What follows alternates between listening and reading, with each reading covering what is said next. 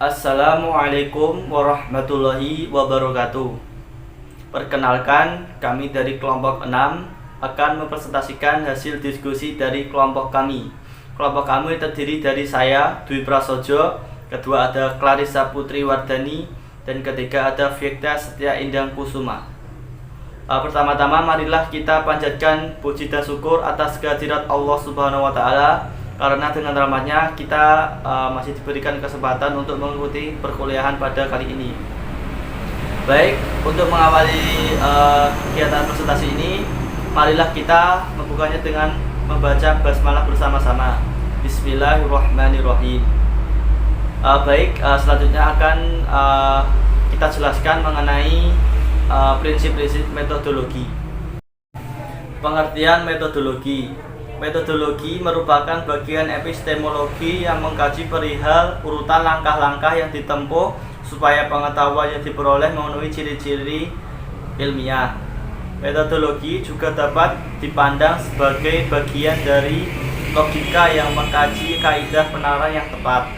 Asumsi-asumsi yang melatar belakangi berbagai metode yang dipergunakan dalam aktivitas ilmiah adalah hal yang terpenting dari metodologi. Asumsi-asumsi yang dimaksud adalah pendirian atau sikap yang akan dikembangkan para ilmuwan dalam kegiatan ilmiah mereka. Pandangan tentang prinsip metodologi A. René Descartes yang mengusulkan suatu metode umum yang memiliki kebenaran yang pasti. Dalam karyanya yang terkenal yaitu Discourse on Method, risalah tentang metode yang diajukan 6 bagian penting, antara lain yang pertama, akal sehat. Akal sehat merupakan hal yang umum dimiliki oleh semua orang. Menurut Descartes, akal sehat ada yang kurang, ada pula yang lebih banyak memilikinya. Namun yang terpenting adalah bagaimana penerapannya dalam aktivitas ilmiah. Maka dari itu, ia mencoba untuk menemukan upaya untuk mengarahkan nalarnya sendiri secara optimal. Yang kedua, kaidah pokok tentang metode yang akan dipergunakan dalam aktivitas ilmiah. Bagi Descartes, sesuatu yang dikerjakan oleh satu orang lebih sempurna daripada yang dikerjakan oleh sekelompok orang secara patungan. Descartes mengajukan 4 langkah atau aturan yang dapat mendukung metode yang dimaksud, yaitu: yang pertama, jangan pernah menerima apa saja sebagai hal yang benar. Yang kedua, pecahkan setiap kesulitan atau masalah sebanyak mungkin agar bisa mempermudah penyelesaian selanjutnya dengan lebih baik. Yang ketiga, arahkan pemikiran secara tertib, mulai dari objek yang paling sederhana ke objek yang paling kompleks. Yang keempat adalah buatlah penomoran ke seluruh permasalahan selengkap mungkin dan pastikan tidak ada yang tertinggal. Selanjutnya, yang ketiga yaitu kaidah moral. Menyebutkan tentang beberapa kaidah moral yang menjadi landasan bagi penerapan metode adalah sebagai berikut. Poin A adalah mematuhi undang-undang dan adat istiadat negeri sambil berpegang pada agama yang sudah diajarkan sejak masa kanak-kanak. Kemudian poin B adalah bertindak tegas dan mantap, baik pada pendapat yang paling meyakinkan maupun pada pendapat yang paling meragukan. Kemudian yang terakhir adalah poin C, adalah berusaha untuk lebih mengubah diri sendiri daripada merombak tatanan dunia.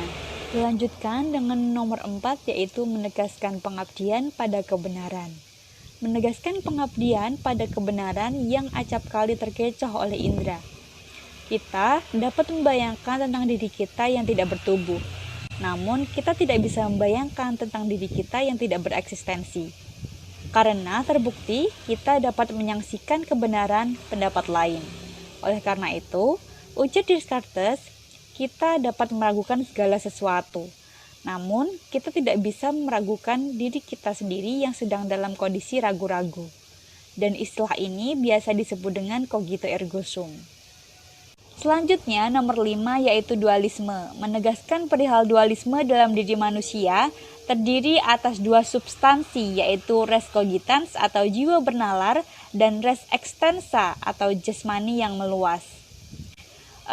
Tubuh res extensa diibaratkan dengan mesin, yang mana karena ciptaan Tuhan maka tertata dengan lebih baik. Ada ketergantungan antara dua kodrati ini, yaitu jiwa bernalar dan kodrat jasmani. Jiwa secara kodrati tidak mungkin mati bersama dengan tubuh. Jiwa manusia itu abadi. Yang terakhir adalah nomor 6, yaitu pengetahuan. Terdapat dua jenis pengetahuan. Yang pertama pengetahuan spekulatif dan yang kedua adalah pengetahuan praktis.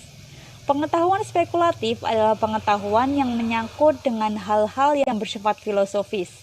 Sedangkan untuk pengetahuan praktis adalah pengetahuan yang terkait dengan hal-hal atau objek yang konkret, seperti api, air, udara, planet, dan lain-lain. Berkat kedua pengetahuan inilah manusia menjadi penguasa alam. Demikian materi presentasi yang telah kami sampaikan. Selanjutnya kami akan membuka sesi tanya jawab. Silahkan bagi teman-teman yang merasa kurang jelas atau bingung dan mungkin juga ada yang ingin mengkoreksi, silahkan berkomentar di WhatsApp grup. Dan juga kami mohon maaf bila dalam presentasi kami terdapat banyak kesalahan. Mohon dimaafkan. Terima kasih telah menonton.